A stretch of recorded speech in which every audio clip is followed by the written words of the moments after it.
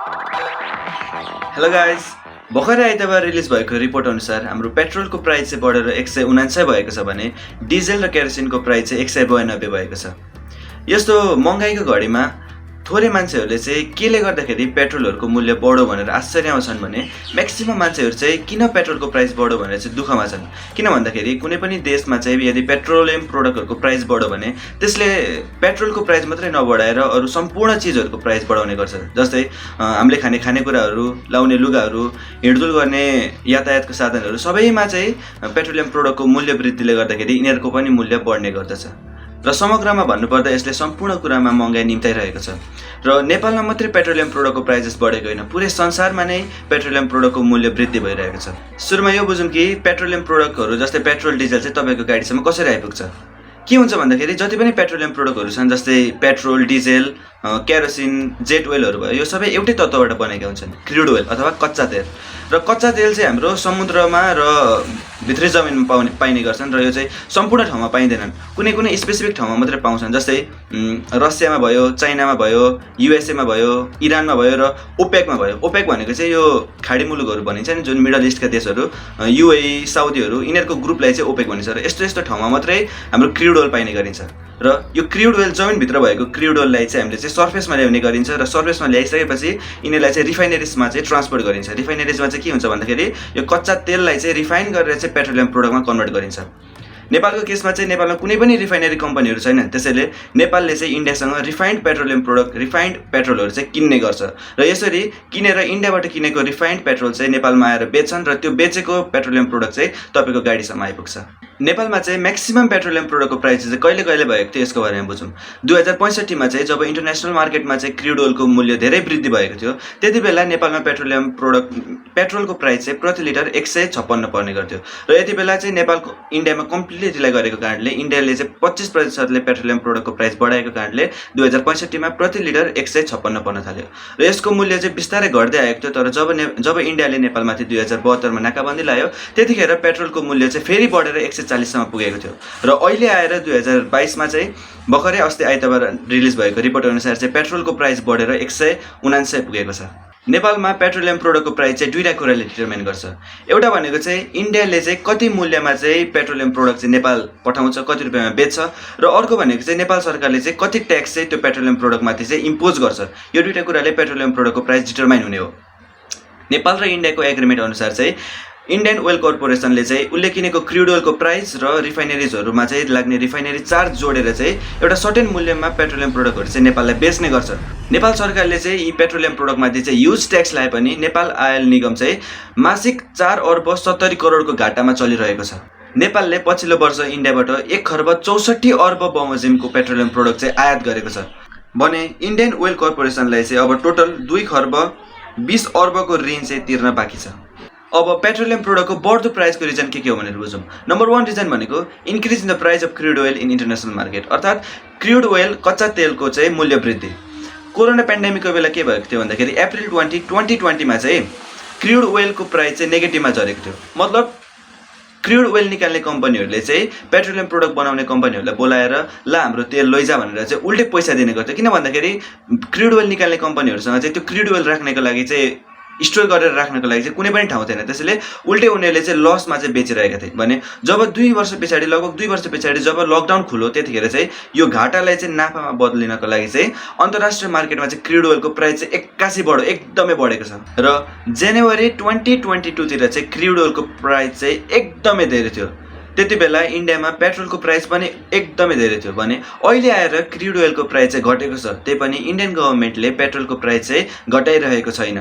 इन्डियामा पेट्रोलको प्राइस नघटेको कारणले नेपालमा पनि पेट्रोलको प्राइस चाहिँ घटेको छैन। किन भन्दाखेरि इन्डियनको पेट्रोल प्राइस र नेपालको पेट्रोल प्राइसमा डाइरेक्ट इन्फ्लुएन्स पार्ने कारणले गर्दाखेरि नेपालमा पेट्रोलको प्राइस घटेको छैन। अर्को रिजन भनेको चाहिँ युक्रेन र रसियाको वार पनि हो। किन भन्दाखेरि रसिया भनेको चाहिँ विश्वमा क्रुड ओइलको लार्जेस्ट एक्सपोर्टर हो र युके, युएस र अरू युरोपका देशहरूले चाहिँ रसियामाथि लागेको इकोनोमिक स्याङ्सनले गर्दाखेरि रसियाले आफ्नो तेल चाहिँ अरू देशहरूलाई बेच्न पाइरहेको छैन, जसले गर्दाखेरि चाहिँ मार्केटमा चाहिँ डिमान्ड धेरै भइरहेको छ भने सप्लाई थोरै भइरहेको छ, जसले गर्दाखेरि चाहिँ क्रुड ओइलको प्राइस चाहिँ इन्टरनेसनल मार्केटमा एकदमै हाई छ। र अब रसियामा रहेको त्यो huge amount of crude oil चाहिँ रसियाले इन्डियालाई डिस्काउन्टमा बेच्ने भइरहेको छ, तर यो कुरा चाहिँ फाइनलाइज भइसकेको छैन।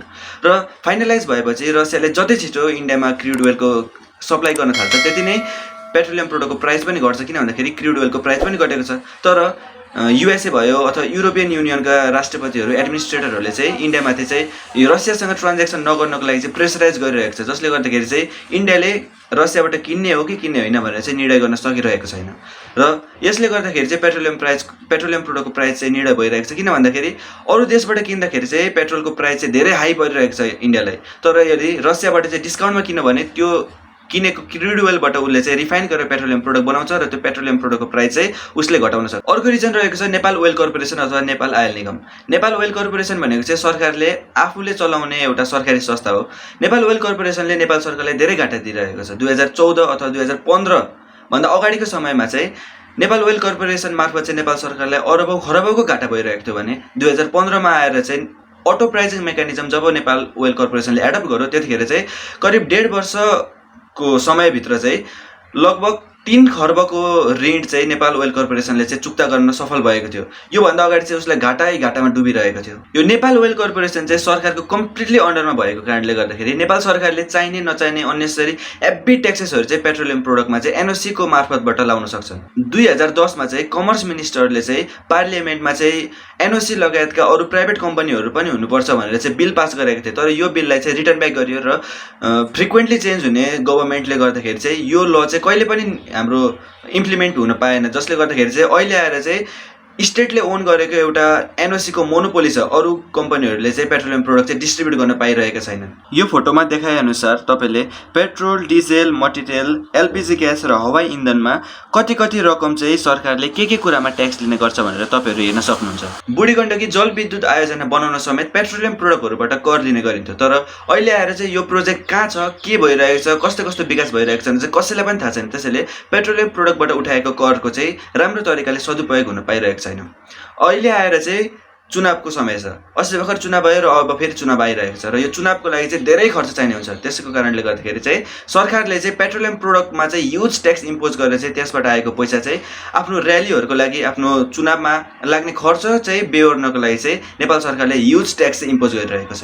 इन्डियाले आफ्नो नागरिकहरूलाई चाहिँ जुन प्राइसमा पेट्रोल बाँडिरहेको छ त्यो प्राइसभन्दा एकदमै थोरै प्राइसमा चाहिँ इन्डियाले नेपाललाई पेट्रोलियम प्रोडक्ट बेच्ने गर्छ, तर पनि नेपाल सरकारले त्यसमा ह्युज ट्याक्स लाएर चाहिँ इन्डियाको प्राइस भन्दा नेपालको प्राइस पेट्रोलियम प्रोडक्टमा नेपालको प्राइस चाहिँ एकदमै बेसी छ। यो रिजन भनेको चाहिँ डाइरेक्टली सरकारले इम्पोज गरेको ट्याक्ससँग रिलेटेड छ। त्यसैले पेट्रोलियम प्रोडक्टको प्राइस हाइक हुनुको कारण भनेको पनि सरकारले पेट्रोलियम प्रोडक्टमाथि लगाउने ह्युज ट्याक्सेसहरू नै हो। र अब सरकारले चाहिँ पेट्रोलियम प्रोडक्ट बढेको रिजन चाहिँ के हो भनेर चाहिँ के एक्सप्लेन गरिरहेका छन् भन्दाखेरि नम्बर 1 भनेको इन्टरनेसनल रिजन।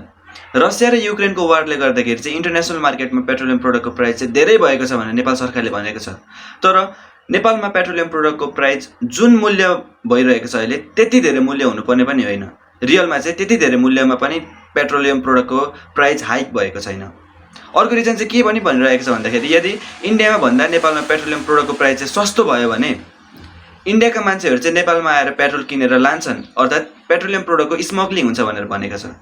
तर नेपाल अर्थात् कुनै पनि देशको काम चाहिँ के हो भन्दाखेरि यस्तो इलिगल स्मग्लिङ भएको छ भने त्यसलाई रोक्नुपर्ने कुनै पनि देशको काम हो। स्मग्लिङ हुन्छ भन्दै पेट्रोलियम प्रोडक्टको प्राइस बढाउनु चाहिँ यो कुनै पनि किसिमको नियम हो, अर्थात् कुनै किसिमको एउटा रेगुलेसन हो भनेर चाहिँ म देख्छु। र अर्को कुरा चाहिँ के पनि हो भन्दाखेरि पेट्रोलियम प्रोडक्टको प्राइस चाहिँ इन्डियामा अहिले आएर चाहिँ नेपालको भन्दा पनि सस्तो भइसकेको छ, त्यसैले स्मग्लिङको त कुरै उठ्दैन यहाँनिर। अब यो बढ्दो पेट्रोलियम प्रोडक्टको प्राइसको सोलुसन चाहिँ के हुन सक्छ भन्दाखेरि नम्बर 1 भनेको डिरेगुलेसन अफ पेट्रोलियम सेक्टर भनेको जसरी अहिले नेपालमा एनओसी मात्रै छ नि, सरकारले ओन गरेको एनओसी मात्रै छ, त्यसै गरी नेपालमा चाहिँ अरू प्राइभेट कम्पनीजहरूले पनि पेट्रोलियम प्रोडक्ट चाहिँ डिस्ट्रिब्युट गर्नु पर्ने एउटा सिस्टम चाहिँ ल्याउनुपर्छ।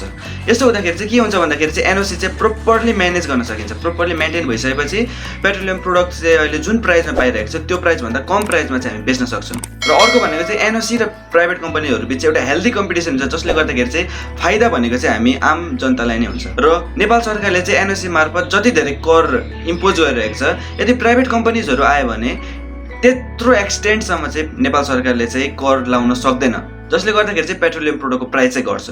अर्को सोल्युसन चाहिँ के हुनसक्छ भन्दाखेरि import refined petroleum product from other countries like China. अब चाइनाले के नेपालको फ्युल आवश्यकतालाई चाहिँ पुरा गर्न सक्ला त? क्यापिटल सिटी बेजिङमा चाहिँ के हुन्छ भन्दाखेरि नेपालले एक वर्षमा जति फ्युल युज गर्छ नि, चाइनाको क्यापिटल सिटी बेजिङले चाहिँ एक दिनमा त्यति फ्युल युज गर्छ भनेपछि नेपालमा चाहिने फ्युलको आवश्यकतालाई चाहिँ चाइनाले मजाले पुरा गर्न सक्छ। त्यसो भए कि अब चाइनाले चाहिँ नेपाललाई चाहिँ पेट्रोलियम प्रोडक्ट चाहिँ सस्तोमा बेच्छ त?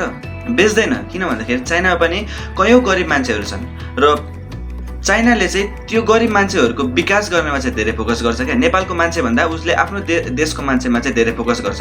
त्यसैले चाइनाले पेट्रोलियम प्रोडक्ट एलपिजी ग्यासहरू पेट्रोलको प्राइसहरू घटाउँदैन, तर चाइनाले म्याक्सिमम के चाहिँ गर्न सक्छ भन्दाखेरि चाहिँ उसले चाहिँ ट्रान्सपोर्टेसन कस्ट चाहिँ घटाउन सक्छ। अर्को सोल्युसन रहेको छ reduce taxes on petroleum product. Nepal सरकारले चाहिँ पेट्रोलियम प्रोडक्टमाथि चाहिँ कर चाहिँ एकदमै कम गर्नु पर्यो र यसबाट आउने जुन घाटा हुन्छ नि त्यो चाहिँ कसरी रिकभर गर्न सकिन्छ भन्दाखेरि अरू सामानहरू जस्तै ज्वेलरी भयो, एल्कोहोलिक बिभरेज भयो, लाख पदार्थ चिजहरू जुन रक्सी सक्सी हुन्छ नि त्यस्तो चिजमा चाहिँ ट्याक्स बढाउनु पर्यो क्या। किन भन्दाखेरि पेट्रोलियम प्रोडक्ट भनेको चाहिँ सबै मानिसको जिन्दगीसँग चाहिँ लिङ्क भएर बसेको हुन्छ, तर एल्कोहोलिक बिभरेज यो रक्सीहरू चाहिँ खान सक्ने मान्छे, एफोर्ड गर्न सक्ने मान्छेहरूले मात्रै खाने हुन्छ। त्यसैले यिनीहरूमा चाहिँ ट्याक्स बढाउँदाखेरि पनि आम नागरिकमा चाहिँ कुनै किसिमको असर पर्दैन। र यसरी नै आजको यस भिडियोमा मैले तपाईँहरूलाई पेट्रोलियम प्रोडक्टको प्राइस बढ्नुको रिजनहरू, यसको सोल्युसनहरू, गभर्मेन्ट कसरी बिहेभ गरिरहेको छ, प्राइस केले डिटर्मिन गर्छ, पेट्रोलियम प्रोडक्ट चाहिँ कसरी तपाईँको गाडीसम्म आइपुग्छ भनेर चाहिँ सम्पूर्ण डिटेल चाहिँ तपाईँलाई आजको यस भिडियोमा दिएको छु। र यदि तपाईँ यो भिडियो यहाँसम्म हेरिरहनु भएको छ भने तपाईँलाई यो भिडियो मन पर्यो होला, केही सिक्नुभयो होला यस भिडियोबाट। त्यसैले यस भिडियोलाई एउटा लाइक गरिदिनुहोस् र मेरो च्यानललाई सब्सक्राइब गरिदिनुहोस्, किनकि यो भिडियो बनाउनु पछाडि धेरै टाइम चाहिँ मैले रिसर्चमा स्पेन्ड गरेको हुन्छु, सुटिङमा स्पेन्ड गरेको हुन्छु र सुटिङ पछाडि एडिटिङमा पनि युज गरेको हुन्छु र मसँग टाइम चाहिँ इन्ट्रान्सको लागि प्रिपेयर गर्दैछु, टाइम भेरी लिमिटेड छ। त्यसैले यस्तो समयमा पनि मैले तपाईँहरूको लागि यो कन्टेन्ट तपाईँहरूले हेर्नुपर्छ है भनेर ल्याएको छु। त्यसैले यो भिडियो मन पर्यो भने यसलाई लाइक गरिदिनुहोस् र सब्सक्राइब गरिदिनुहोस्। अघि नै भनिसकेँ ल, यस भिडियो हेर्नुभएकोमा धेरै धेरै थ्याङ्क यू।